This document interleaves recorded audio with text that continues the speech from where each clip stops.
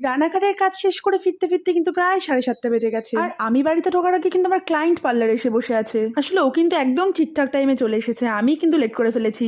আর আমি কিন্তু স্টেশন থেকে বাড়ি পর্যন্ত প্রায় তাড়াহুড়ো করেই এসেছিলাম, কারণ কাউকে বসিয়ে রাখতে আমার একদম ভালো লাগে না। তারপরে এসেই কিন্তু আমি সঙ্গে সঙ্গে কাজটা শুরু করে দিয়েছিলাম। আর এটা কিন্তু একটা সিঙ্গেল হ্যান্ড এক্সটেনশন ছিল।